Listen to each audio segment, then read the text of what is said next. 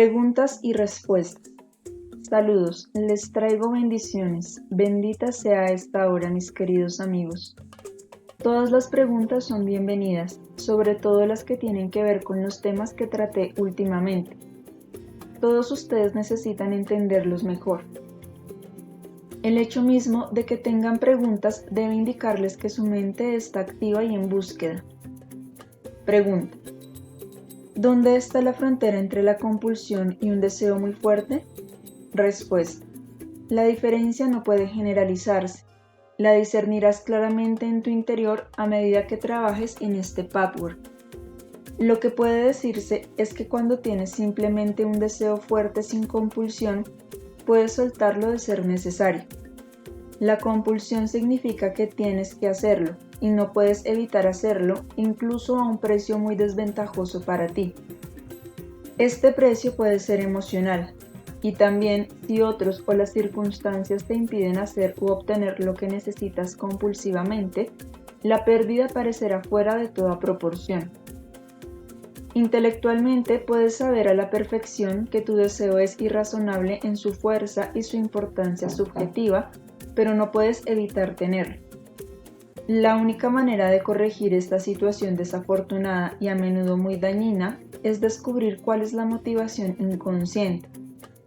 ¿Tienes algo específico en mente? Pregunta: me acuerdo de una mujer que, de muy joven, deseaba con fuerza salirse de su casa. Me cuesta mucho trabajo encontrar la diferencia entre deseo y compulsión en este caso.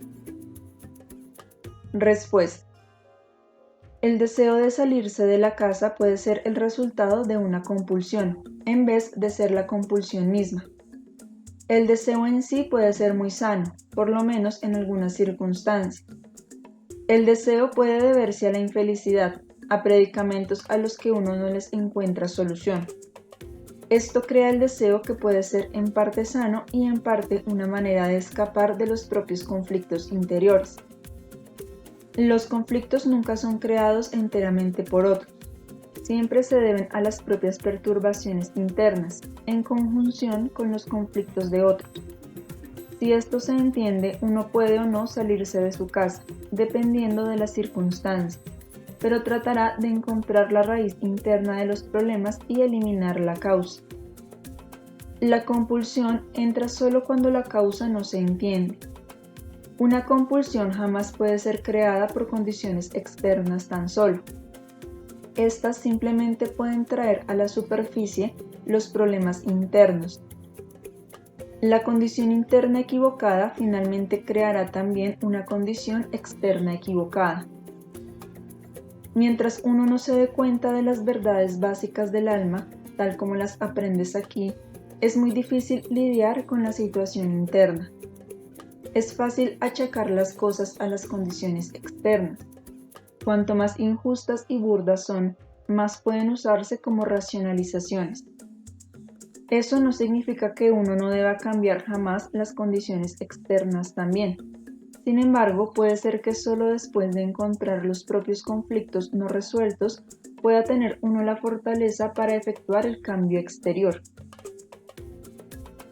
Cuanto más desea uno algo pero es incapaz de llevarlo a cabo, más probable es que el deseo originalmente sano se torne compulsivo.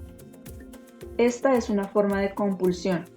Hay otras formas, pero no se relacionan con tu pregunta, así que no hablaremos de ellas ahora. Pregunta: sabemos que cuando estamos dormidos, muchas veces el mundo espiritual nos enseña o se comunica con nosotros. ¿Existe alguna manera de recordar estas comunicaciones?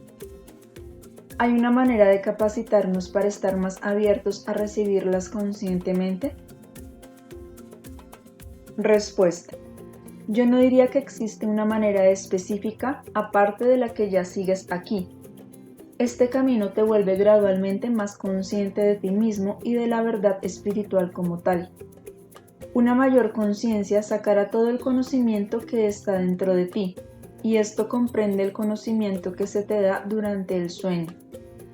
Solo entendiéndote puede ser fructífero el conocimiento impartido. De lo contrario, en el mejor de los casos, no tendrá efecto alguno y en el peor podría incluso dañarte.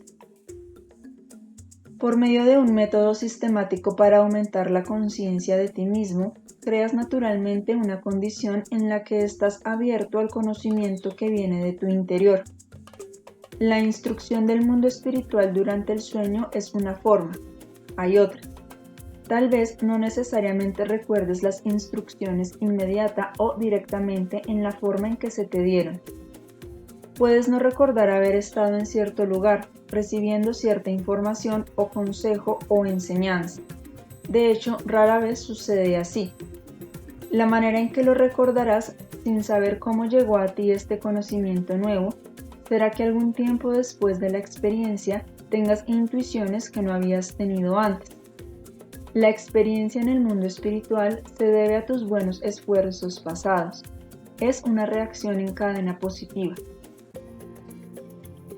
Si toda tu actitud y la dirección de tu vida están determinadas por el autodesarrollo, el conocimiento llegará a ti en ciertos periodos de tu vida, pero tiene que salir de tu propia psique, se deba ya sea a la instrucción espiritual durante el sueño o a que ahora tu ser superior puede penetrar mejor y manifestarse en tu conciencia.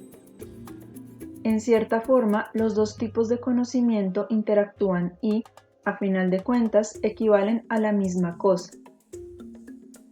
Con frecuencia, un inventor o un artista se despierta con una nueva idea o conclusión. La idea está allí, él no recuerda claramente cómo llegó a ella.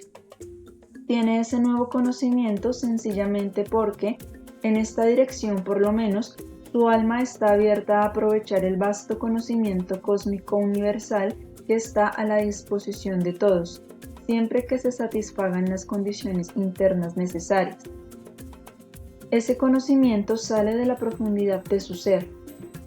En la profundidad del ser está todo el universo. La adopción de un método para recopilar instrucciones limitaría, desecharía lo que debe lograrse internamente. Esto no sería sano. Concéntrate en tus esfuerzos por desarrollarte. En tus oraciones, enfócate en encontrar la verdad sobre ti mismo, en entender lo que necesitas saber en cualquier etapa dada de tu camino. Todo lo demás vendrá por sí solo. Se te puede dar ayuda fortaleciendo tu facultad para recordar tus experiencias espirituales durante el sueño, aunque rara vez las recordarás como incidentes. Como dije, el conocimiento simplemente estará allí, o se te puede dar ayuda en ocasiones facilitándote un poco tu pathwork. O algo que diga otra persona podría llevarte a una nueva intuición decisiva. Hay muchas maneras en que te puede llegar una mayor conciencia de ti mismo. El concepto de enfocar el contacto con el mundo espiritual afuera o en la forma que mencionaste, esperando que los espíritus repartan el conocimiento que debe obtenerse desde dentro, es un enorme malentendido. Semejante conocimiento dado siempre debe conducir, a final de cuentas, a tu propio contacto con la verdad divina. Cualquier ayuda, instrucción o enseñanza que no tenga este claro objetivo es malsana. Todos los que busquen este contacto de cualquier manera deben entender esto. El contacto con el mundo espiritual se busca también muchas veces con el propósito de evitar ciertas dificultades humanas que otras personas menos privilegiadas no evitan. Este enfoque es también muy incorrecto. No debe adoptarse. Sin embargo, el privilegio que puedes obtener con la condición de que el contacto sea divino es el de tener acceso a una ayuda más vigorosa y constructiva que te muestre el camino para que salgas de tu prisión. Te ganarás este privilegio mediante tus propios esfuerzos en esta dirección, pues, como bien sabes, este trabajo no siempre es fácil. Pero el contacto con el mundo espiritual no debe ni puede ser un atajo para salvarte del trabajo y el dolor del autodesarrollo. Pregunta. Teniendo en mente que Adán y Eva en el Génesis proceden de lo masculino y lo femenino, es decir, los aspectos activo y pasivo del espíritu, ¿Por qué el aspecto femenino y pasivo es el que aparece dando el primer paso hacia la caída? Respuesta. Hay un simbolismo muy profundo en eso, amigos míos. En una próxima conferencia general me ocuparé del hombre y la mujer y seguramente encontrarás allí la respuesta a esta pregunta. Pero puedo decir ahora algunas palabras sobre este tema, las suficientes para darte un poco de claridad al respecto. Un gran error en el pensamiento humano tiene que ver con la supuesta diferencia entre el hombre y la mujer. Para ustedes es como dos mundos diferentes. Un mundo tiene dificultad para entender al otro mundo. A menudo se sienten desalentados porque parece imposible salvar la brecha entre los sexos. Para el hombre, la manera de pensar y sentir de la mujer es un enigma, y viceversa. Ambos batallan en sus mundos separados. La única manera en que a veces pueden unificarse es a través de la necesidad que tiene uno del otro. Sin embargo, la verdad es que la diferencia no es ni la mitad de grande como piensan. La mujer es un reverso del hombre y este es un reverso de la mujer, si me permiten decirlo así.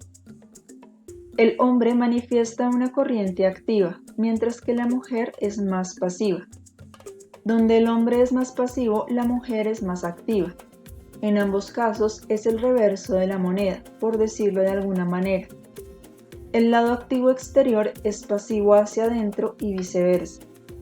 Esto se aplica no solo a la actividad y a la pasividad, sino también a otras tendencias que pueden considerarse típicamente masculinas o típicamente femeninas.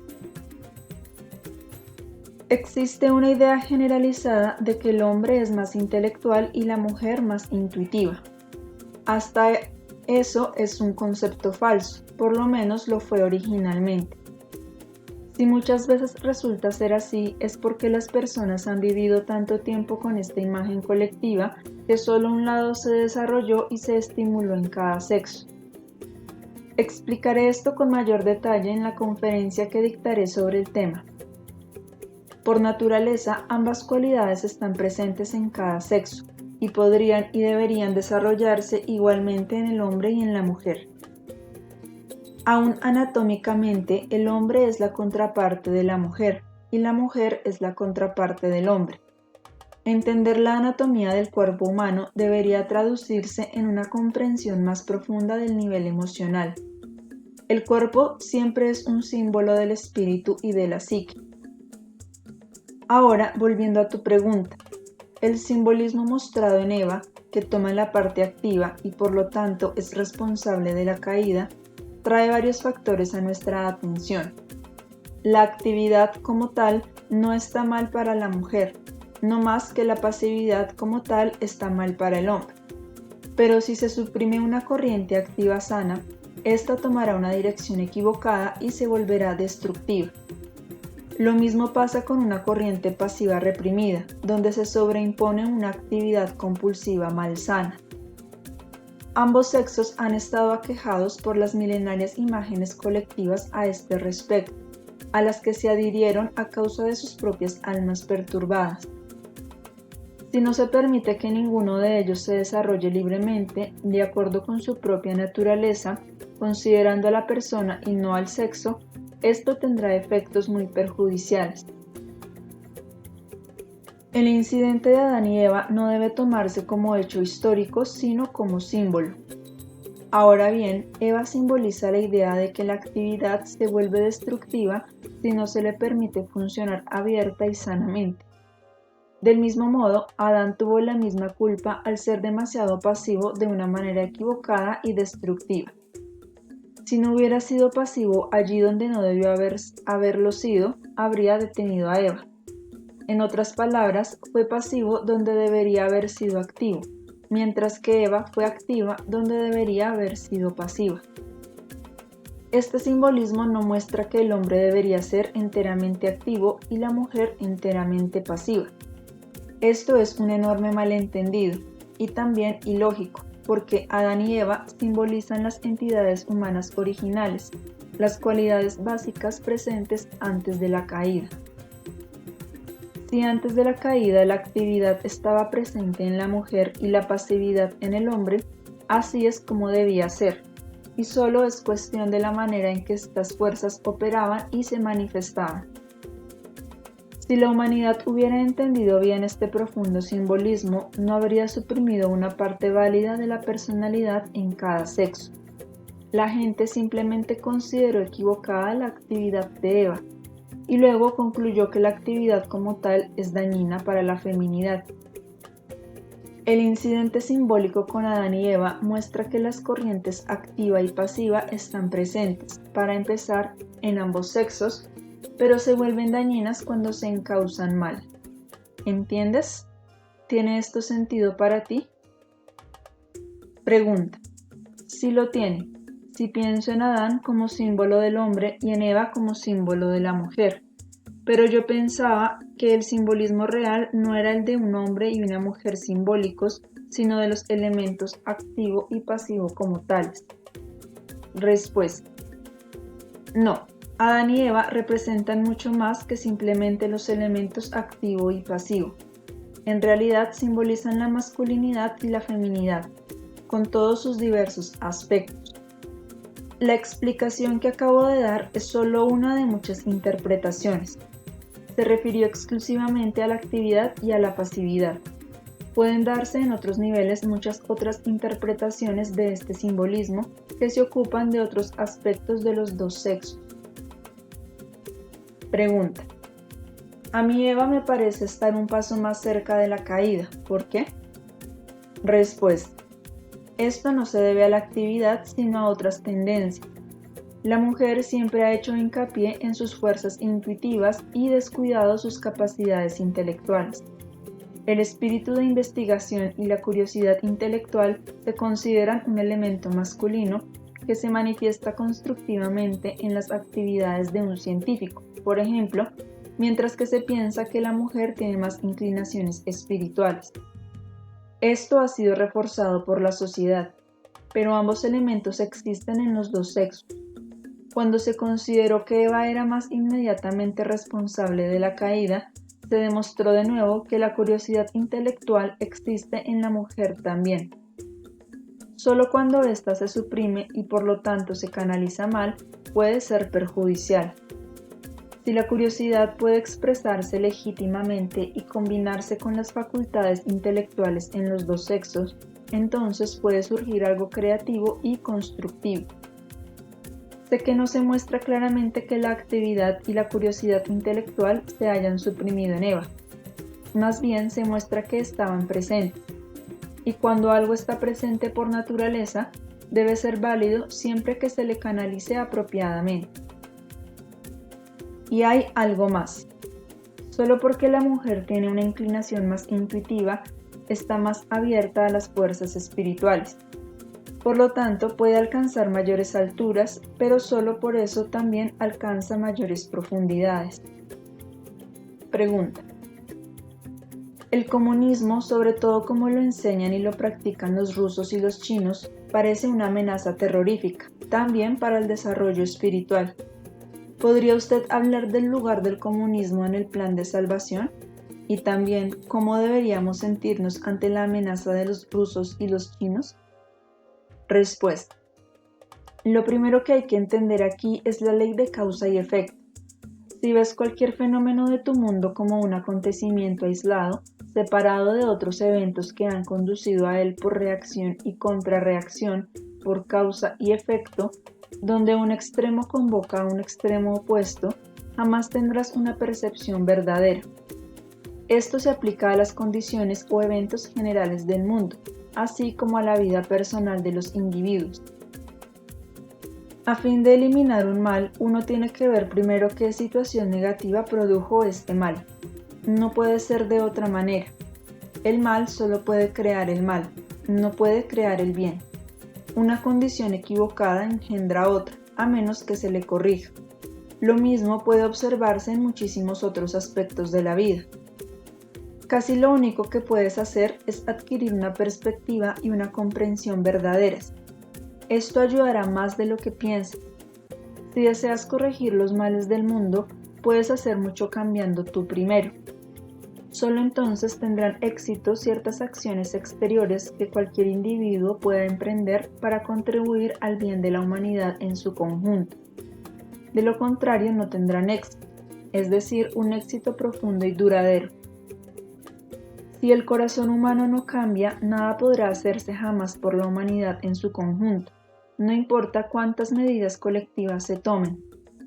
Esto se aplica particularmente a quienes son instrumentales para mejorar su mundo, cuya tarea es conducir a las naciones.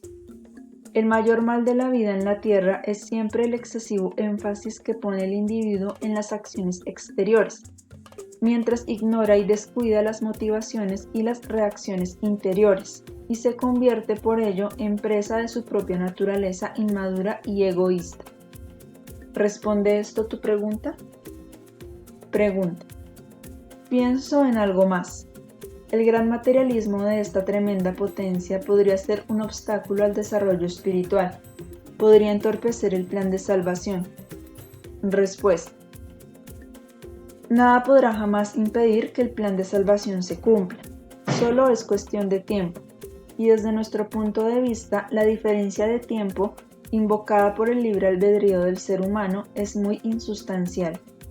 Se ha calculado en el plan de salvación general que los humanos creen circunstancias negativas debido a su visión limitada, pero el resultado mismo de esta visión limitada, las circunstancias negativas, es decisivo para despertarlos a la verdad.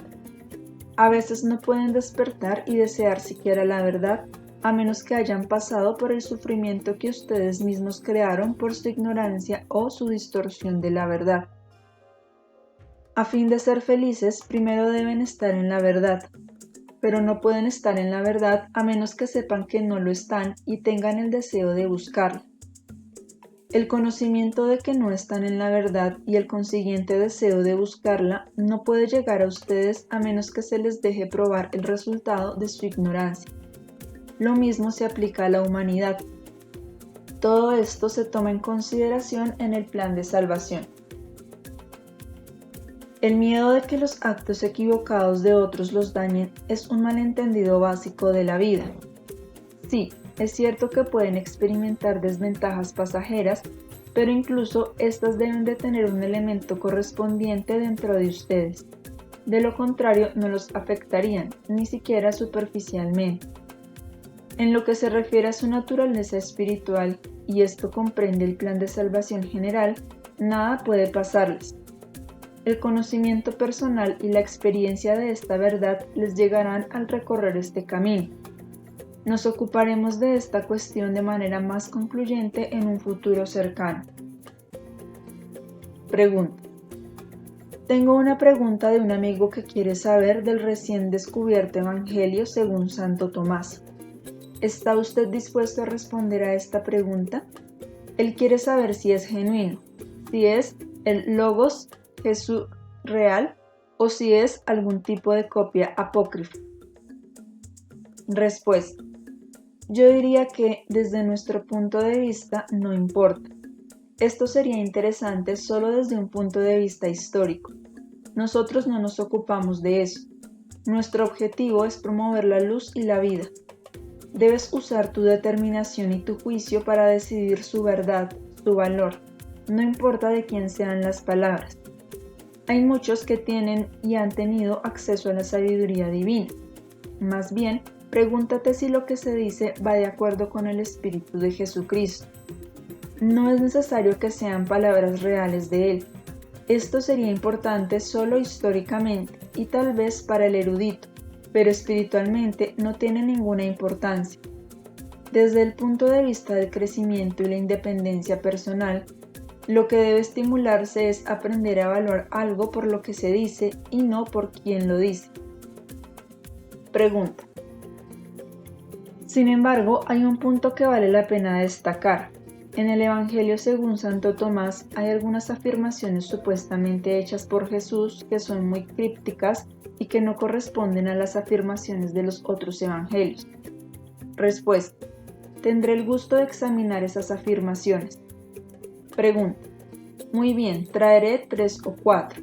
Hay unas 10 que casi suenan paradójicas. Esto plantea la cuestión de la autoridad. si uno debe o no prestar atención a este material. Respuesta: eso jamás hará daño. Como hasta donde sé, tú organizarás exclusivamente las sesiones de preguntas y respuestas, estas preguntas serán muy buen material. Examinémoslas juntos. Pregunta: de acuerdo con las enseñanzas que recibimos, me pregunto cómo es posible que el mundo tenga hoy miedo de un crecimiento excesivo de la población, de la explosión demográfica. Respuesta: si las personas administraran mejor el planeta que tienen a su disposición, habría suficiente espacio para que todos vinieran. Tal vez el hecho de que llegan más y más personas es una medida para enseñarle a la humanidad a utilizar plenamente todo lo que tiene. Si las personas aprendieran a vivir en paz con sus vecinos, podrían explotar recursos ilimitados que ahora se usan con fines innecesarios y destructivos. Además, descubrirían muchos recursos y posibilidades que todavía están cerradas a ellas y que darían a muchísimas personas más la posibilidad de vivir en la Tierra. Esa es la lección que hay que aprender.